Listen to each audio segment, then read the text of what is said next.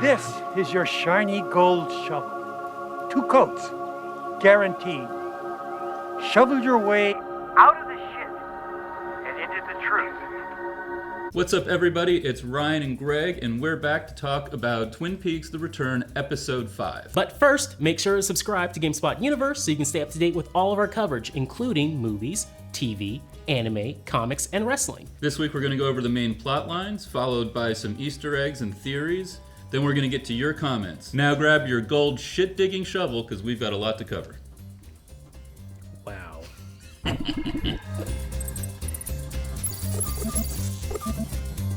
Hey guys, just a little FYI, in the background they are jackhammering above us and also to the side of us, so you're gonna probably hear a little bit of that tap, tap, tap, tap, tap throughout the whole video. We're sorry about that. All right, let's get started with Dale Cooper. Mr. Jackpots. Dougie Cooper, or Dougie Jones. You know who we're talking about. The coffee from last week that many people thought maybe will turn Dale Cooper will spark something.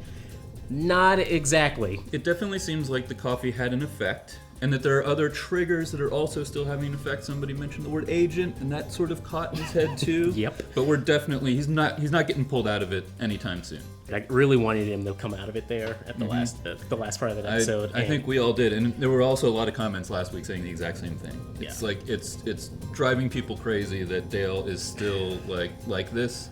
It reminds me of Deadwood season 2, like the first 4 or 5 episodes. Al Swearingen is bedridden, and it's just driving you crazy. They did in Sopranos too.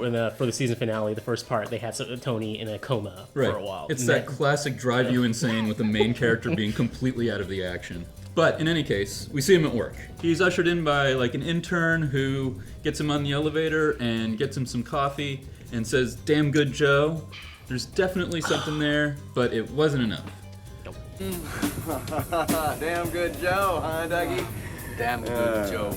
After that, we get him into a sort of conference meeting, and he sits down. There's a hilarious moment where the person whose coffee he's been drinking gets the what was it? The green tea latte. The green tea latte, and finds out that he loves it. It's adorable and like just some classic Lynch moment. Then we get into one of the other business partners, played by Tom Sizemore, talking about a current contract, and during that talk, Dougie, Dale, Mr. Jackpots sees like a flash of green light on him and recognizes that he's lying.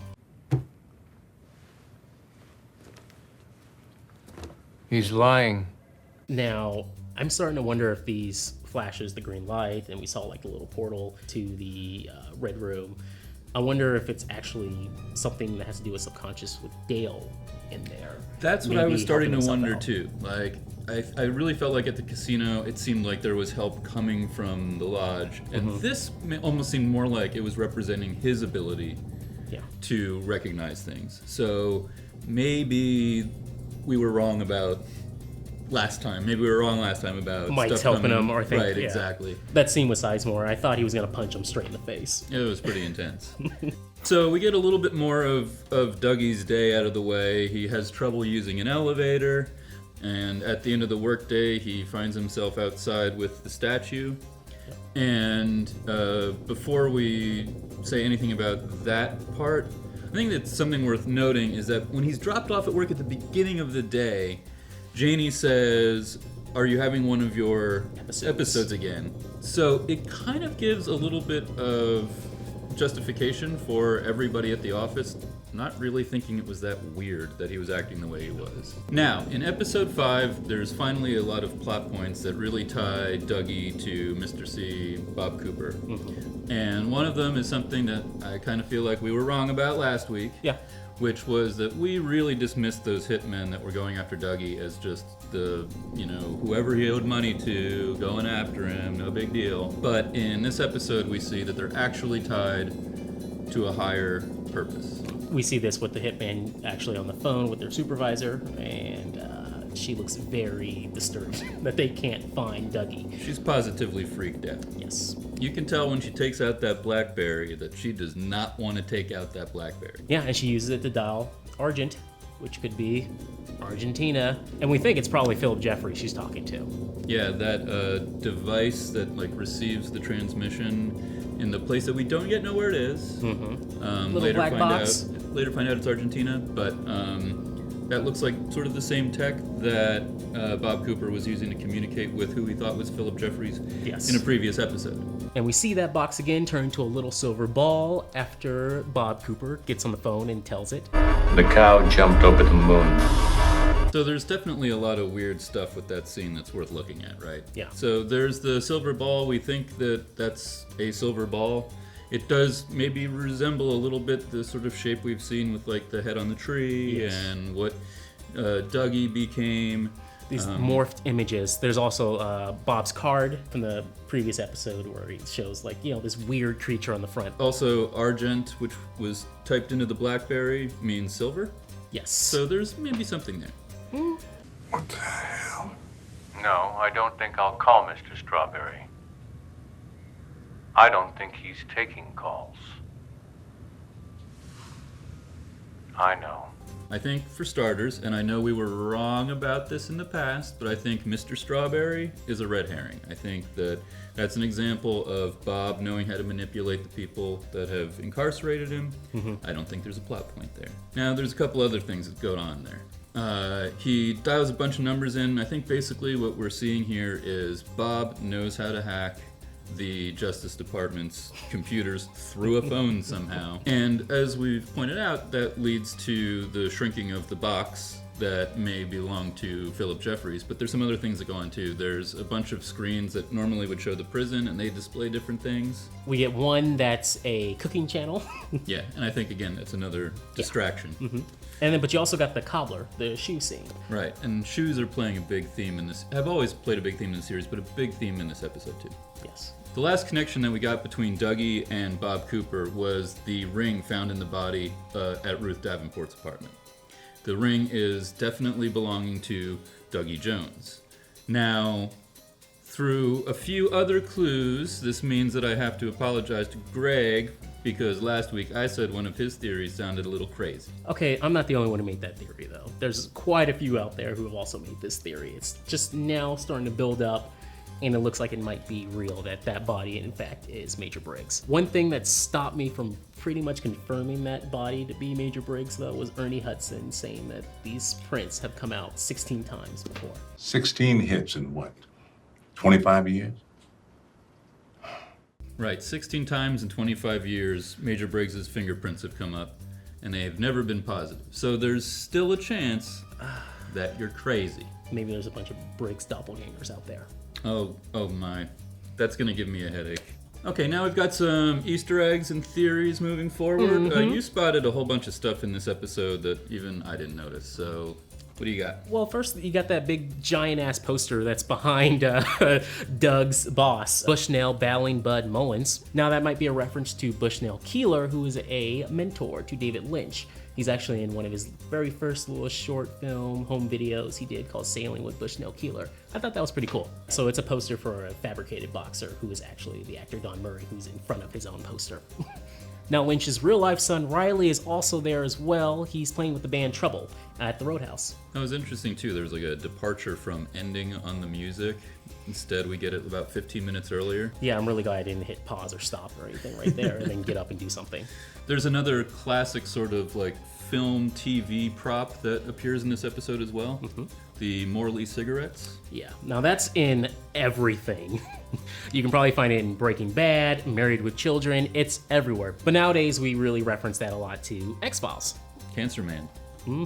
Okay, there's one more Easter egg sort of this week that I'm not totally on board with, but why don't you take it away? It's a stretch, but this one, we're gonna take this one straight from Reddit. Give credit to the Rest the Horn for coming up with this one.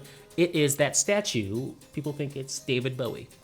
I mean, I could see it, but I don't know if this really has anything to do with the plot just yet. But I don't know. What do you guys think in the comment section below? If this makes any sense, and where does it go from here? Why is it David Bowie then? Or is it just a little quick Easter egg? Is it a little reference to him? I mean, you could make the case that, you know, Agent Jeffries is somebody that Cooper was in contact with. He's got a fixation on the shoes. There's something there, but it could just be a fixation on the shoes.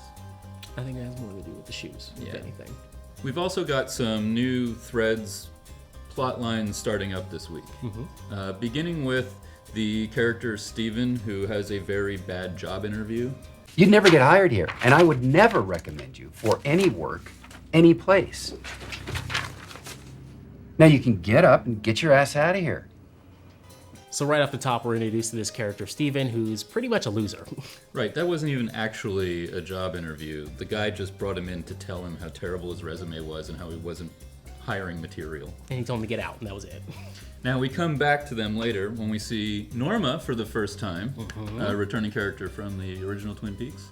And he is accompanied by Becky. Who is Shelley's daughter. If you don't help her now, it's going to get a lot harder to help her later. She drops off some supplies for the R&R Diner, which we also have seen finally for the first time in this new series. Then she hits Shelley up for some money and heads out to the car where Steven is. We're doing Shelley and Bobby all over again. And there's also some credence to that because actually the first thing that Bobby Briggs talked about when he returned to the series was how there was an overdose at the high school that had something to do with possibly Chinese designer drugs. And we see some drug use in this scene. Yeah. It could be Coke, but it could be also whatever this designer drug is as well. Now, the big thing about Becky is she might be a Laura Palmer remix here. I'm not sure about that just yet. Do you think she's going to be hitting the axe sometime soon? I think there actually might be some credence to that theory, because if you look at some of the things we've already seen in the series, which we talked about before, echo the original series. So, you know, we see that there's like, that Hastings is maybe another Leland Palmer. Well, it makes just as much sense that there would be another Laura Palmer. Yeah.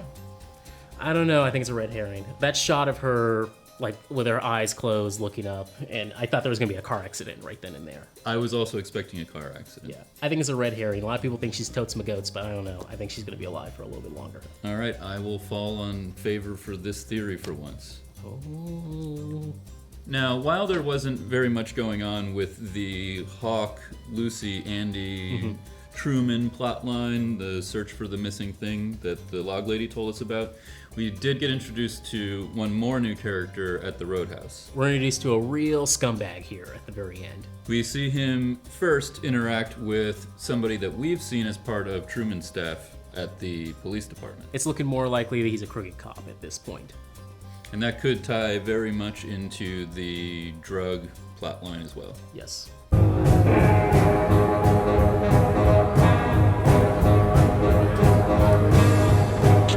Now, the big thing about this new character is in the credits, you can see that the name is Richard Horn.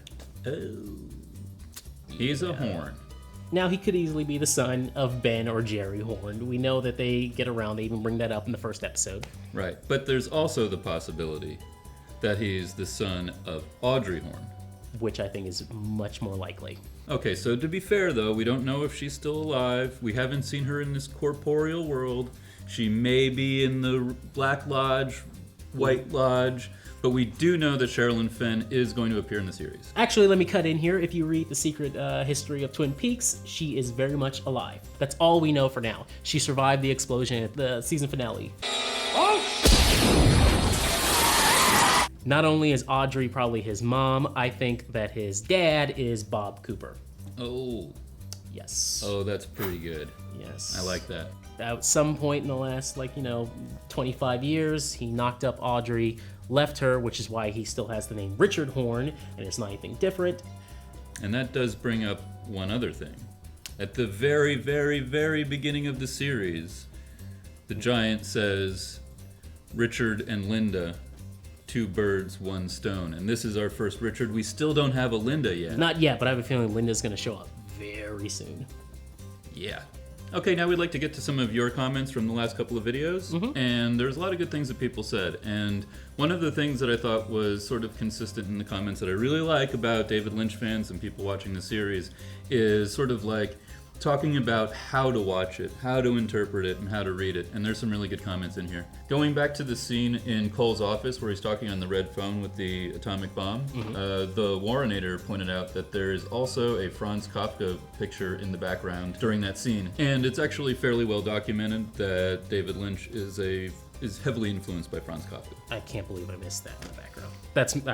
I was looking at the whole scene. I even called out the scene last week. It's one of those things where like you see it there, but you're like, I'm not on it. Thank you, comment section.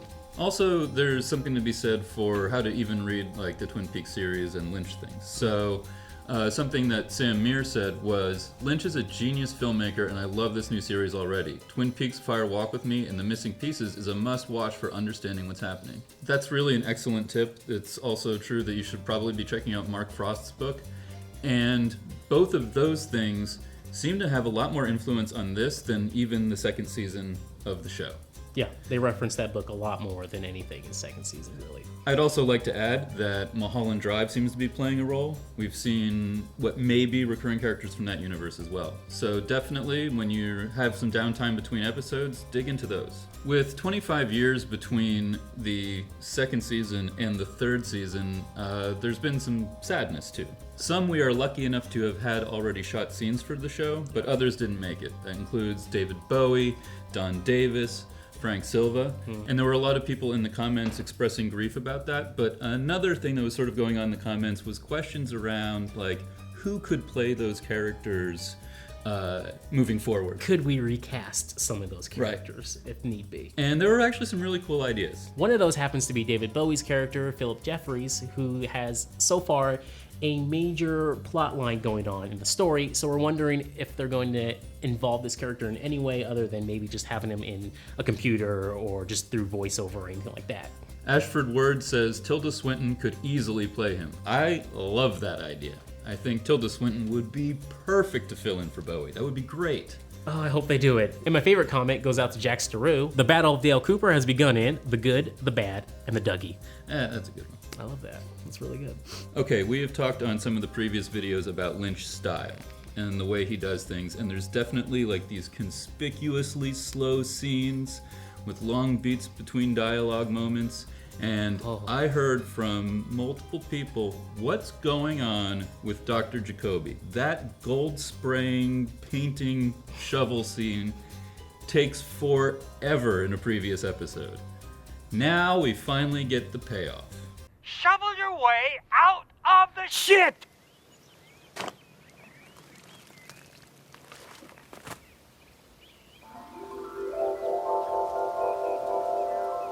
Dr. Jacoby has become like an online YouTube conspiracy theorist. It's perfect. Right, it totally makes sense for the character. Yeah. It's easy to read these scenes as kind of like flipping us the bird, especially people like us that are trying to like decipher every clue and take things apart. But it's also maybe Lynch having fun at our expense. There's a big 5 fingers on a middle finger going on here. Maybe there's also a little bit more to that. We see Jerry and we see the return of Nadine. Nadine is classically crazy. This totally falls in line with Jerry and Nadine to be watching this show right now. It's definitely consistent. Yes. Nadine could be just glued to it, whereas Jerry is maybe just a little bit more aloof, smoking his pot out in the woods. But I love that it's gold shit-digging shovels. Only $29.99 plus shipping. Except no substitute.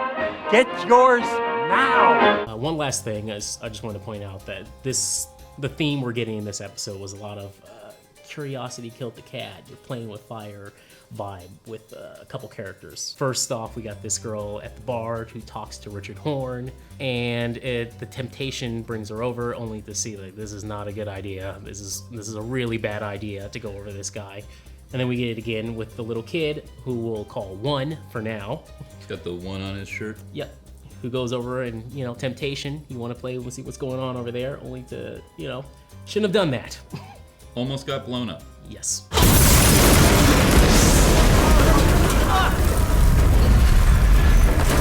Okay, those are our theories and ideas around episode 5 of Twin Peaks: The Return. Let us know what you think in the comments below. And please subscribe and make sure to keep it here to GameSpot Universe. Later, guys. Till next week.